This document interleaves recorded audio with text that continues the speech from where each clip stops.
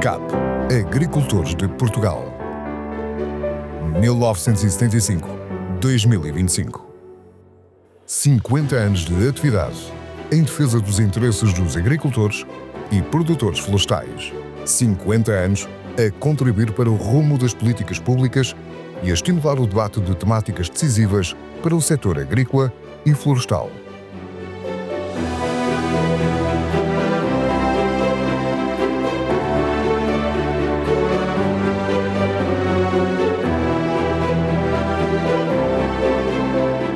Venho apresentar uma perspectiva dos ecossistemas sobre a agricultura. Mas antes de falar sobre isso, gostava de referir aqui uma visão económica. O Fórum Económico Mundial tentou hierarquizar quais os maiores riscos para uma crise material à escala global. E nos dois primeiros lugares estão as alterações climáticas e em terceiro lugar está a perda de biodiversidade. A esta perda de biodiversidade referimos à diminuição das espécies, à extinção de espécies e, no fundo, à destruição do capital natural. No fundo, as duas grandes crises ambientais, a crise da biodiversidade e a crise das alterações climáticas, são aquelas que nos podem pôr em causa a estabilidade do planeta e a nossa sobrevivência neste planeta. É muito importante pensarmos porque esta razão da perda de biodiversidade. Porquê é que perdemos biodiversidade? Quais são as causas da perda de biodiversidade? E, na verdade, nós temos diversas causas para isso. Uma delas é o facto de a espécie humana ser uma espécie dominante, cada vez crescemos mais e, obviamente, dessa forma, ocuparmos os espaços da biodiversidade. Portanto, a principal causa de perda de biodiversidade é a destruição do habitat, é a substituição daquilo que eram florestas, pastagens e ecossistemas naturais por zonas urbanas, agricultura, zonas industriais. Uma outra causa de perda de biodiversidade será também a recolha das espécies, ou seja, a caça, a pesca, portanto, a recolha das espécies a uma taxa maior do que aquela que é capaz de se regenerar. Temos ainda algumas outras causas de destruição da biodiversidade, nomeadamente ao nível da poluição da água, do solo, do ar, que alteram as espécies, portanto, através das contaminações que podem ser, por exemplo, pesticidas, que podem ser de nutrientes, que podem ser de metais pesados e que vão, digamos assim, alterar os processos nos ecossistemas. Por último, temos também as alterações climáticas. As alterações climáticas vão fazer com que as espécies tenham que alterar os seus nichos e, por isso, muitas vezes não são capazes de se adaptar com a rapidez que as alterações climáticas estão a surgir e outras vezes encontram espaços que não são adequados para a sua instalação. Temos ainda um último fator, que são a ocorrência de espécies invasoras, essas espécies que estão fora do seu local e que são capazes de usar os recursos de outras espécies, predá-las, transmitir doenças e até alterar os ecossistemas de tal maneira que, no fundo, as outras espécies que lá estavam já não são capazes de sobreviver. Portanto, estas são algumas causas da perda de biodiversidade nos ecossistemas, que têm a ver com o aumento, no fundo, das atividades antropogénicas. E Portugal. Como é que é a biodiversidade em Portugal? Portugal tem, digamos assim, biogeograficamente, um clima mediterrâneo, um clima mais atlântico e depois ainda tem nos arquipélagos um clima subtropical e, portanto, apresenta uma grande diversidade de situações biogeográficas. Para além disso, ao nível do continente, nós temos, por exemplo, zonas montanhosas no norte, planícies no sul, temos uma grande diversidade geológica. Temos também uma variação, por exemplo, na precipitação. Somos capazes de ter 3.000 milímetros no Minho e, por exemplo, 200 milímetros nas zonas mais áridas do Alentejo. É quase uma ordem de grandeza. E tudo isto, misturado com as características do solo, geram, no fundo, habitats e, portanto, o nosso país é muito rico em diversidade. O nosso país engloba, para além disso, a Península Ibérica e a Bacia do Mediterrâneo, que são, no fundo, áreas consideradas aquilo que chamamos hotspots de biodiversidade. Porquê? Porque têm muitos endemismos, ou seja, espécies que apenas existem aqui, e, além disso, apresentam uma grande ameaça, ou seja, mais de 70% do seu habitat já foi destruído. Tudo isto para dizer que Portugal contém imensa biodiversidade, embora seja um país relativamente pequeno. E é muito interessante porque, no fundo, tudo isto se traduz também na componente agrícola. Se falarmos da agricultura, conseguimos ter exatamente o mesmo tipo de biodiversidade, de diversidade agrícola, porque conseguimos, no fundo, ter uma grande variedade biofísica, temos uma grande variedade climática e a própria diversidade das espécies agrícolas geram depois uma mistura que, no fundo, conjugada com um condimento que é a cultura, nos trazem uma grande diversidade de produtos alimentares, como por exemplo posso aqui referir a grande diversidade de vinhos que Portugal produz, ou por exemplo a variedade excepcional de queijos que também temos, que são resultado destas misturas todas que estamos aqui a falar. Então, quais são os conflitos entre a biodiversidade e a agricultura?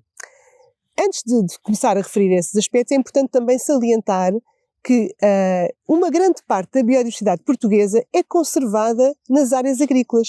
De facto, Portugal é muito rico em áreas agrícolas de elevado valor de conservação da biodiversidade.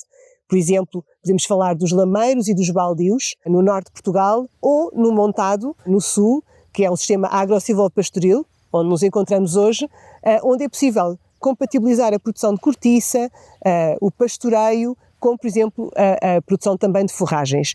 E, portanto, este conflito é mais exacerbado porque a localização das espécies com estatuto de conservação, em algumas situações, são também as áreas agrícolas. Por isso, quais então especificamente são estes conflitos? Um dos conflitos é a forma como fazemos a ocupação do solo na agricultura. À medida que as necessidades alimentares do planeta aumentam, pelo aumento da população, há uma necessidade de aumentar a produtividade agrícola e, portanto, também uma pressão para tornar a agricultura mais intensiva. Nesse processo, há uma alteração da dimensão das parcelas de forma a simplificar muito o sistema e, portanto, a torná-lo muito homogéneo, fazendo com que, por exemplo, se as parcelas sejam mais extensas, mais homogéneas do ponto de vista da gestão, o que simplifica muito o agrossistema e diminui, por exemplo, situações como pequenas charcas, as linhas de água, são pequenas bosquetes ou as sebes, acabam por desaparecer, diminuindo o tipo de habitats importantes para as espécies. Outro dos conflitos que existe é, por exemplo, a utilização excessiva de produtos fitofarmacêuticos que podem afetar direta ou indiretamente a biodiversidade, por exemplo, atingindo espécies não alvo, como outros insetos, anfíbios e alguns mamíferos. Um outro conflito que existe é, por exemplo, a poluição da água e da atmosfera através do excesso de utilização de fertilizantes que são capazes de eutrofizar e, portanto, causar danos ao nível dos recursos hídricos e mesmo da atmosfera, alterando as espécies que nela existem. Outra dos conflitos existentes é, por exemplo, a erosão e a degradação do solo, causada muitas vezes através da compactação, e, portanto, é muito importante ter em conta todos estes aspectos. A vegetação é fundamental, por exemplo, no controlo das cheias e no controlo da erosão.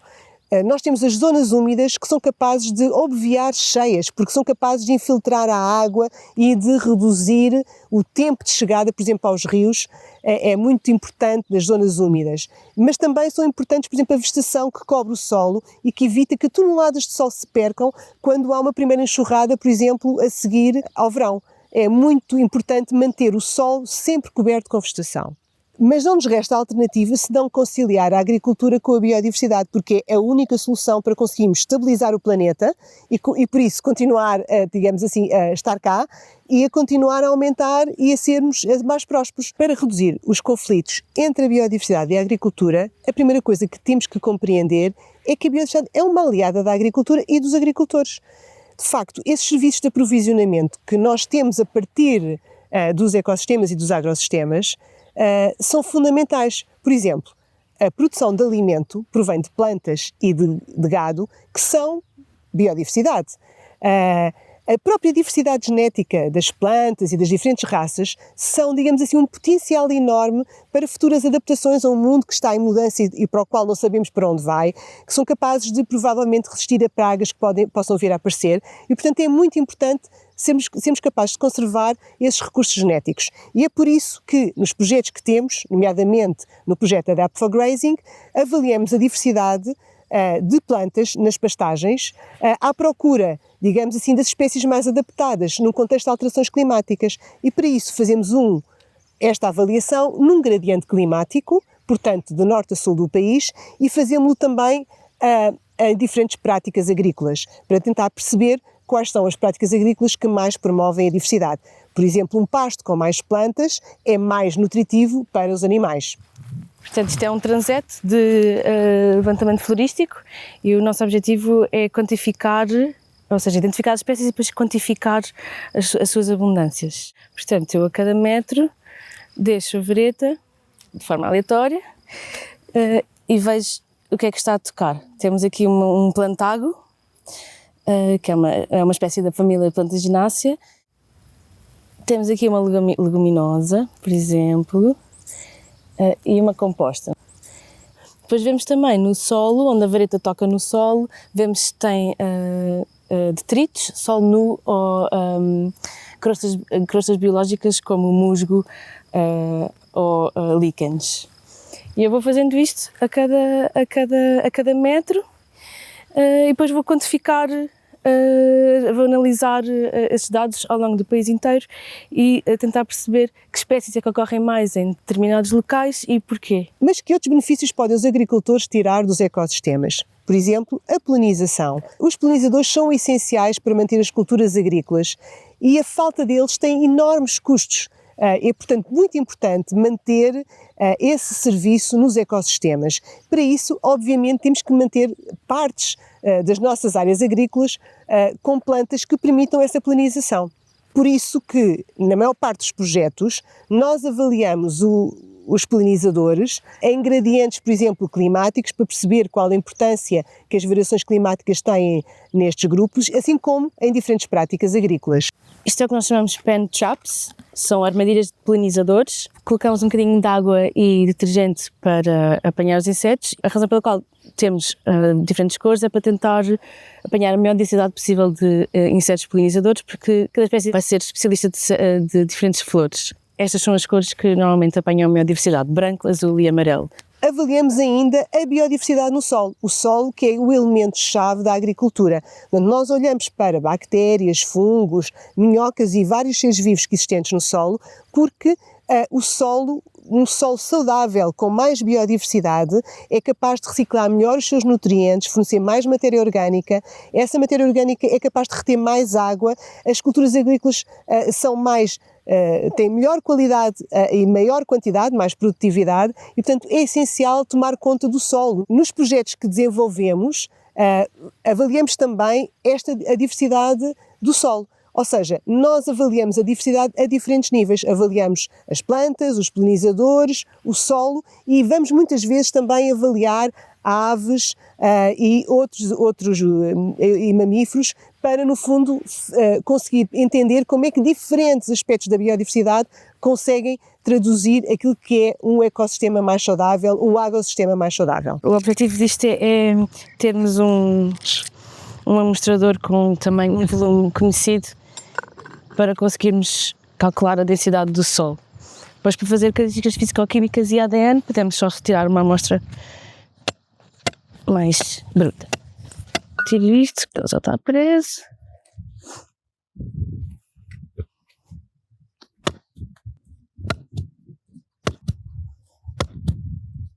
Este solo está fácil. Portanto, já está enterrado.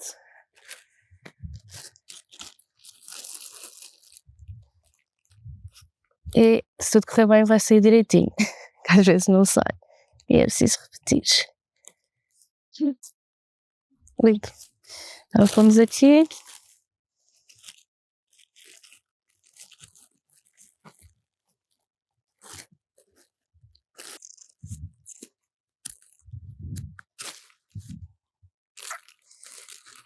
Nossa amostra, onde vamos conseguir medir o volume, a densidade do solo. E começa. Depois medimos sempre também a profundidade a que chegamos, que é para registar, para termos a certeza.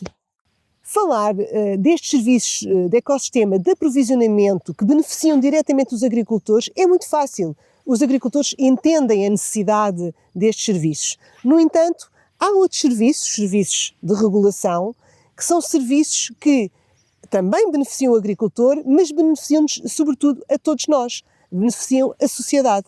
Por exemplo, os ecossistemas e os agrossistemas permitem o sequestro de carbono, tão importante para controlar as alterações climáticas, permitem a regulação do clima, através, por exemplo, da diminuição da temperatura por baixo das árvores, como aqui se vê pelo esplendor da vegetação que nós temos aqui por baixo destas árvores, permitem a criação de microclimas que são mais benéficos para a biodiversidade e para os seres humanos. Portanto, é muito importante também olhar para estes outros serviços de regulação, que incluem também, por exemplo, a reciclagem dos nutrientes no solo e também outros serviços, como por exemplo a regulação do ciclo da água e da descontaminação da água. Quando nós bebemos a água de uma nascente, todo o processo foi feito pela natureza e, portanto, não foi feita uma estação de tratamento. No fundo, obviamos todos os custos de uma estação de tratamento. É muito importante que a regulação do clima,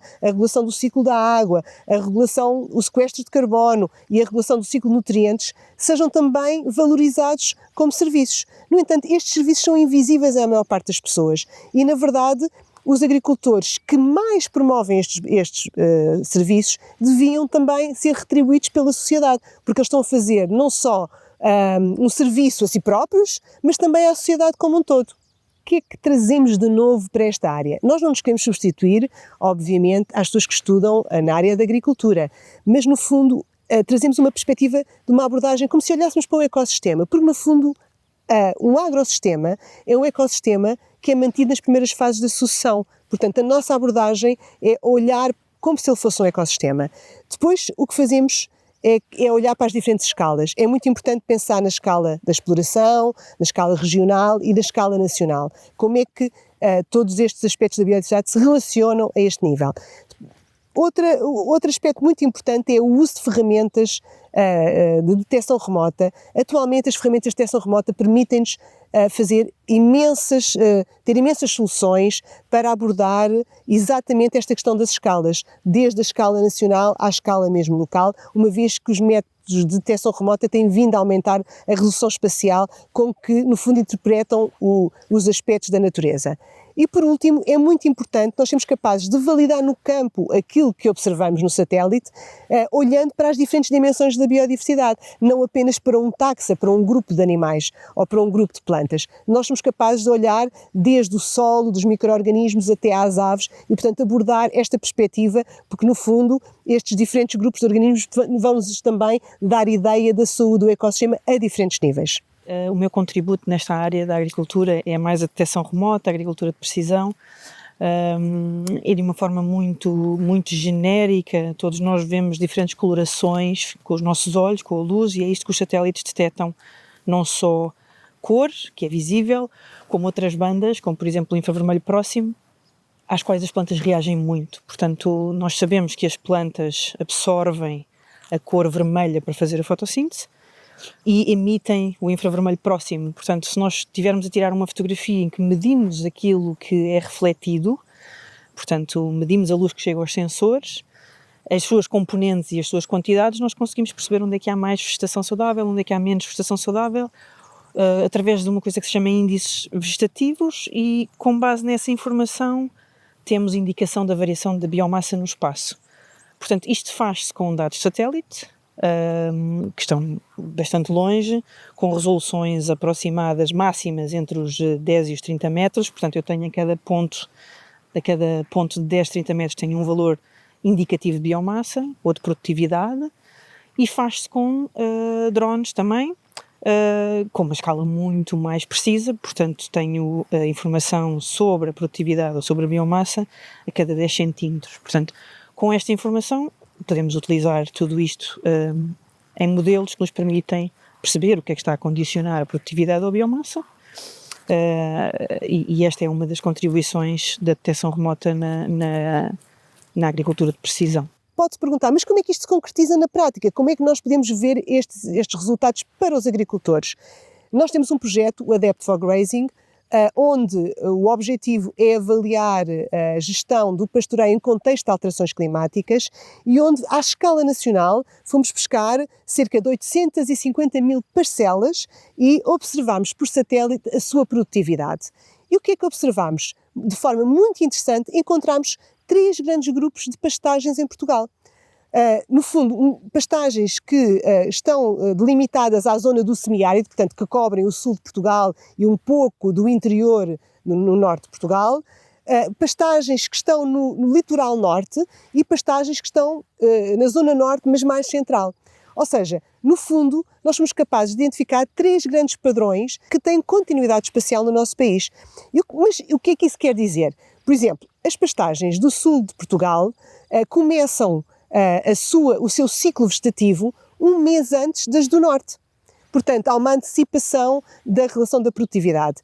Essas pastagens têm 1/3 da produtividade de, por exemplo, das pastagens do norte litoral. É muito diferente para um agricultor do sul, que tem apenas 1/3 da produtividade desses do norte.